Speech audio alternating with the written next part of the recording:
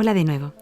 A veces cuando reflexionas sobre la vida en las misiones, tienes la sensación de estar metida dentro de una película y estar representando uno de los papeles. Bien sea por la intensidad de lo que te toca vivir, la dureza de la situación. En ocasiones, pues porque en un día de 24 horas te parece que has estado viviendo 5 días en uno. Así que hoy les voy a contar uno de estos días, ¿sí? De los que uno le parece estar metido en una pantalla. Los niños, en general, ¿no? Se dice que sufren mucho. No es verdad que sufran lo mismo unos niños que otros, y a veces llamamos como sufrimiento de los niños lo que simplemente son situaciones que tienen que aprender a afrontar y ya está, y gestionar pues sus sentimientos, sus emociones, y no se debería usar ni siquiera el término sufrimiento, ¿no? Muchas veces pues un niño le parece que sufre una tragedia pues porque quería apuntarse a judo y no le apuntaron, porque quería un regalo y le compraron otro, porque quería ir a una excursión y no pudo ir. Y pues son circunstancias que al niño le pueden costar, que le hacen llorar, pero que en realidad yo no usaría el término sufrimiento para eso, sino ya está, circunstancias que tiene que aprender a gestionar y ir madurando y darse cuenta que no todo se consigue o que no todo conviene. Hay otros sufrimientos que son mucho más reales y que sin embargo se intenta decir que no provocan sufrimiento. Por ejemplo, pues la ruptura de unos padres, la separación de unos padres, y lo digo por experiencia. Sí, mis padres se separaron cuando yo era pequeña y sí supone un sufrimiento para los niños, aunque se quiera decir que si la relación entre los padres queda amistosa, no supone un sufrimiento para el niño, pues no es verdad. Justo esa circunstancia sí que implica un sufrimiento para los niños, o situaciones de violencia, o situaciones de abuso, o de pobreza extrema. Por eso las circunstancias de unos niños y otros pues son tan distintas. A mí en Ecuador me ha tocado ser testigo, ¿no? de sufrimientos muy graves en los niños. También quedándome asombrada de hasta qué punto esos niños están hechos de alguna manera al sufrimiento y son capaces de vivirlo incluso manteniendo la alegría. Ya he contado otras veces, ¿no? Como estando en la escuelita o en la misión, pues niños que estaban inmersos en situaciones trágicas y de muchísima violencia y de mucho dolor, te llegan con una sonrisa enorme y son capaces de alegrarse por cualquier gesto de cariño o por cualquier juego o cualquier cosa que puedas hacer para manifestarles el amor, pues para ellos supone una alegría muy grande. Y niños que lo tienen todo y que nada consigue alegrarles o nada consigue sacarles una sonrisa. Para mí es un misterio que hay en el corazón de los niños para que puedan actuar de forma tan distinta. Pues uno de los días que íbamos a lo que llamamos la misión, que era la actividad que tenemos los sábados, ¿verdad?, en la que llegamos a una zona marginal de Guayaquil y que pues vienen unos 120 niños de circunstancias muy difíciles, de familias muy desestructuradas o de pobreza muy extrema, y llegan y tenemos con ellos catequesis, juegos, apoyo escolar, oración y el almuerzo, ¿no? Entonces iniciamos, ¿no?, con la actividad y veo a una niña, Victoria, son 3 hermanos, Victoria, Benjamín y Caleb. Allí muchos nombres a veces son del Antiguo Testamento. Las familias pues buscan en la Biblia qué nombre poner a sus hijos, o algunas pues que provienen de familias evangélicas o protestantes que también tienen la tendencia, ¿no?, de poner nombres sacados del Antiguo Testamento. Entonces estaban Benjamín, Caleb, que tenían 4 y 5 años, y Victoria, que si no me equivoco tenía unos 9 años. Cuando llegamos veo a Victoria, que era una niña que normalmente estaba muy alegre, con una mirada triste, y la pregunté: Victoria, ¿qué te pasa? Y enseñándome el dedo, me dice: es que me duele. Yo casi me mareo de lo que vi. Veo un dedo en carne viva, completamente hinchado, evidentemente infectado, y la pregunto: ¿qué ha pasado? ¿Qué te ha pasado? Y me cuenta que tenía un anillo puesto y no le salía, se le había quedado atascado, un primo suyo, para intentar sacárselo, había cogido una Rotaflex y le había cortado el anillo, de manera que se fundió el metal, se le quedó penetrado en la carne y eso había provocado una infección enorme y tenía, bueno, pues de verdad para asustarse el dedo. Claro, inmediatamente pensamos que había que llevarle al hospital y sus padres, tanto el papá como la mamá, estaban en la cárcel, así que no podíamos contar con el apoyo de los padres. La niña, los 3 niños vivían con la abuela. Cuando digo abuela, uno puede pensar una abuelita de 80 años, no, la abuela tenía 46 años, sí. Entonces vivían con la abuela, pero la abuela era drogodependiente y estaba pues siempre en condiciones no aptas para ocuparse de los niños. Así que bueno, pues decidimos llevarla a nosotras y ya está, la subimos a un coche y nos fuimos al hospital. Tuvimos mucha suerte, gracias a Dios, porque la atención en los hospitales es muy precaria, sobre todo en los hospitales públicos, porque no tienen muchas veces medios para atender a las personas, porque tienen exceso de pacientes y puedes estarte a veces días esperando en la calle a que te atiendan. Pero tuvimos la suerte de que dimos con una doctora que cuando vio el dedo de la niña se quedó asustada y nos dijo: miren, yo ahora mismo estoy aquí contratada como medicina general. Dice, pero en realidad soy cirujana pediátrica. Esta niña hay que operarla inmediatamente. Bueno, hay que intentar controlar la infección y hay que operarla para hacerle un injerto, porque si esperamos un poco más hay que amputarla el dedo. Bueno, la verdad que era una situación que no sabíamos muy bien cómo actuar. Lo primero que hicimos, bueno, pues decirle a la doctora que sí aceptábamos su ayuda, porque ella iba a hablar con el equipo médico y con la trabajadora social del hospital para dar la prioridad y para que, aunque ella fuera contratada como medicina general, la dejasen el quirófano para hacer la intervención a la niña. Así que tuvimos que hacer todo como muy rápido. Fuimos de nuevo al barrio a intentar buscar y conseguir a la abuela.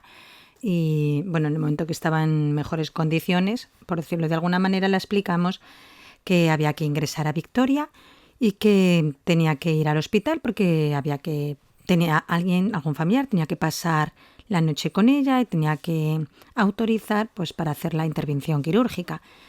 Bueno, la abuela, la verdad es que fue muy, muy dócil, entendió que lo hacíamos todo por el bien de los niños y aceptó. Así que con la abuela en el coche volvimos de nuevo al hospital y estuvimos esperando pues todo lo que faltaba de mañana y toda la tarde para lograr hacer el ingreso. Mientras tanto, pues con nosotras llevábamos también a los 2 niños, que en las afueras del hospital, que es la verdad que no es gran cosa, sin embargo ellos decían: ¡hola, qué bonito! Estaban tan acostumbrados a vivir en un entorno de pobreza extrema, de casas de caña, de barro, de mucha suciedad, de poco espacio, de mucha miseria, pues que ver un parque a la puerta del hospital les parecía a ellos estar ahí en un parque temático. Así que nada, una vez que ya logramos hacer el ingreso, ya eran las 6 y pico, 6:30 más o menos, a las 6:30 en Ecuador ya anochece, pues con los 2 niños nos tuvimos que marchar para intentar llegar corriendo pues a la misa de 7, ¿no? Y mientras tanto, pues con llamadas telefónicas habíamos conseguido que una familia del hogar se ofreció a quedarse con los niños en casa, viviendo con ellos, pues todo el tiempo que fuese necesario. La verdad es que es un acto muy, muy generoso, porque es una familia que tampoco es que tenga unas condiciones de comodidad, sino que van bien justos en su casa y aún así pues quisieron hacer espacio, apretarse más el cinturón y tener a estos 2 niños, que además son niños muy conflictivos, porque son niños que son muy violentos para su edad y no están muy educados, entonces era bastante difícil y ellos aceptaron que daba igual, que ellos los tenían con ellos pues todo el tiempo que fuese necesario. Llegamos con estos 2 niños a la parroquia donde íbamos a ir a la misa y necesitaban pasar al baño. y no sabíamos si reír o llorar, porque cuando pasaron al baño, era un baño normal, de una parroquia, con la taza y el lavabo normal, y salieron y decían, ¡hala! ¡Es de oro! O sea, nos quedamos como... Primero nos echamos a reír, pero luego era impresionante el decir cómo serán las condiciones en las que están, que un baño blanco, normal, de una taza normal, para ellos les hacía exclamar que eso era de oro. Bueno, estuvieron en la misa, estuvimos intentando controlarles porque corrían de un lado para otro, y ya terminada la misa, pues volvíamos a la casa. Y en el camino, y por eso les digo que es que parece que un día allí son como 5 seguidos, según íbamos con los niños, ya noche cerrada, una moto iba por delante de nuestro coche, y en una curva que hay luego como una caída de, no sé, como 1 metro más o menos o algo más, vemos que desaparece la motocicleta. Entonces, bueno, pues paramos corriendo en la cuneta para ir a ver cómo hacer, porque se había caído, claro. Y había un señor mayor, que era el que conducía esa moto, y bueno, le sacamos como pudimos del agujero, sacamos también con ayuda de otros jóvenes que pasaron por allí la moto. El señor estaba en shock, porque claro, 2 niños al lado de 2 monjitas, lo último que recuerda es que se ha caído por un agujero y de repente está fuera con nosotras, y yo creo que él pensaba que se había muerto, que estaba en el cielo. Entonces él estaba así impresionado y le dijimos, no se preocupe, que está bien, tal. Le sentamos en la cuneta para hablar con él, para ir viendo si se recuperaba del susto. Y mientras tanto vemos que estos chicos, que en principio nos habían ayudado, cogen la moto y la empiezan a subir a su camioneta. Y claro, nos quedamos impresionadas. Me acerco a ellos y digo, ¿qué hacen? Y dicen, no, comprobar si funciona. Y digo, comprobar si funciona, y la estáis llevando. Pues el caso es que estos chicos habían hecho el gesto de ayudar, de sacar a este hombre, pero se ve que habían tomado como pago de esa ayuda la moto de este señor y la estaban robando. Bueno, pues ahí quizá no fue lo más prudente.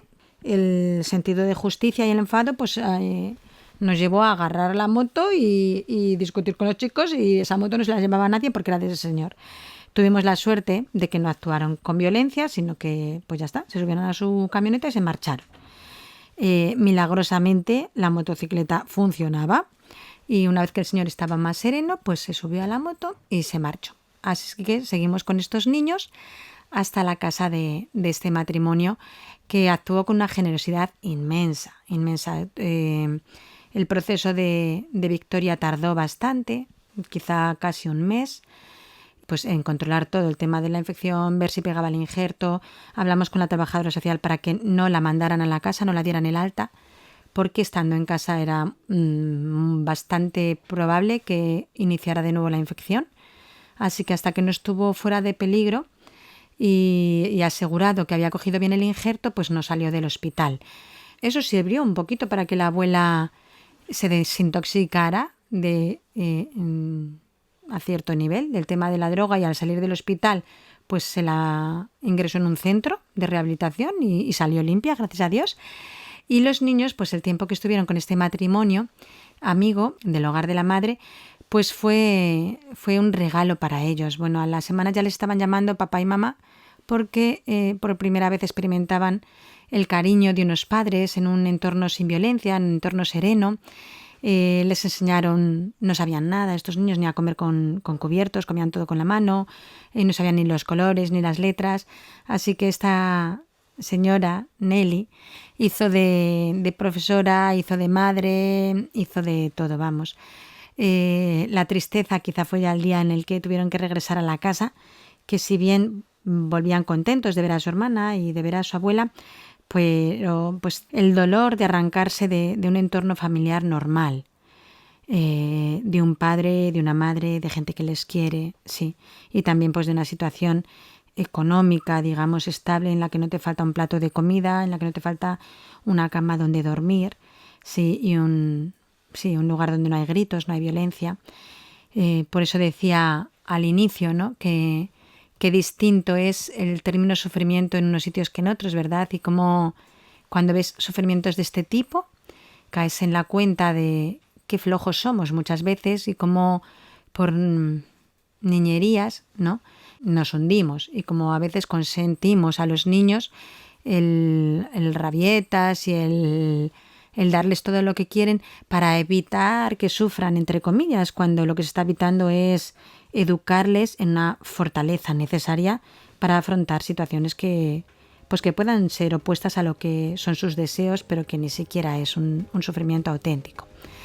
Pues nada, que recemos por estos niños que de verdad sufren, ¿no?, para que ese sufrimiento pues se encuentre también un consuelo, seguro un día en el cielo, pero que lo encuentre también en la medida de lo posible aquí, pues a través de corazones como el de este matrimonio que les acogió con todo el cariño. Que el Señor les bendiga y hasta la próxima.